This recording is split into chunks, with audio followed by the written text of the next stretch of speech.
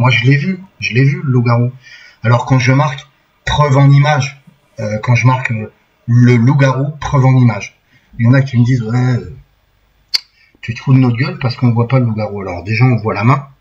Là c'est pareil, à un moment donné on voit la main du loup-garou, c'est vrai on aperçoit la main, et c'est encore cette fameuse main en caoutchouc qui est ressortie. Je m'excuse si j'ai pas pris énormément de risques. J'ai pas dit au loup-garou attends je vais te filmer tout ça. Voilà, donc il va s'excuser qu'il n'a pas pu filmer mieux parce que c'était dangereux.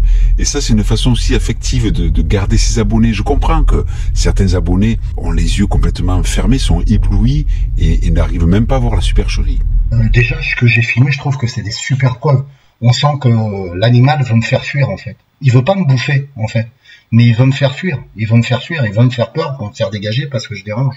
Voilà, donc là il fait bien voir qu'il a pris des risques pour filmer un loup-garou. Mais est-ce que vous vous rendez compte? Filmer un loup-garou. Comme par hasard, Morgan Priest en ce moment fait un petit fonds de commerce avec des histoires de loup-garou. Il a ouvert une chaîne YouTube, Loup-garou France. Du coup, David Garcia, qu'est-ce qu'il veut faire? Pareil, il se dit, ah, là, il y a un créneau, moi aussi, je vais voir un loup-garou. Je suis sûr qu'il aimerait même que Morgan Priest l'interviewe, ce qui pourrait lui apporter des nouveaux abonnés. On va voir ce qu'il en pense, Morgan.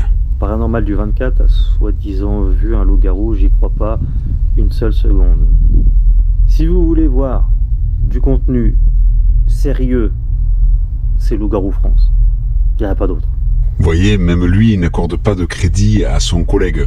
Il va pas l'interviewer sur l'histoire de son loup-garou, parce que il sait que là, ça tient pas la route, ça va pas aller. Vu tous les fakes que David Garcia fait, si jamais il l'interroge sur son loup-garou, comme si c'était une histoire vraie, aïe aïe aïe, ça passe pas. Ce n'est pas compatible. Parce que, en attendant, Morgan, il arrive à créer sa chaîne, il arrive à inventer ses histoires aussi, hein, à faire du fake aussi. Mais il a des nouveaux abonnés grâce à ça. Et il tient à les garder. Donc maintenant, ceux qui m'écoutent et qui croient que David Garcia fait de la réalité, qu'il ne triche pas, réalisez quand même.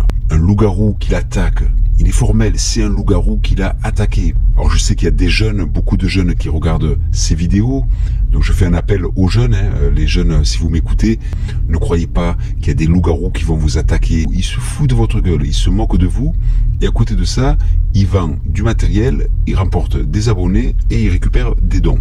Les fantômes existent peut-être, mais après, arrêtez de croire que lui arrive à les entendre, arrive à les filmer, arrive à les toucher. Il faut être réaliste. Les télés du monde entier seraient autour de lui, avec des grosses caméras en train de filmer. Les scientifiques qui s'intéressent au sujet seraient avec lui. Évidemment, on ne pourrait pas laisser passer de si belles chances.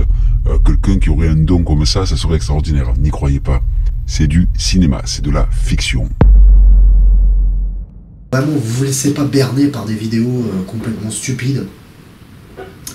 C'est une insulte à votre intelligence de se laisser berner par des vidéos aussi cons, quoi. Vous voyez ce que je veux dire?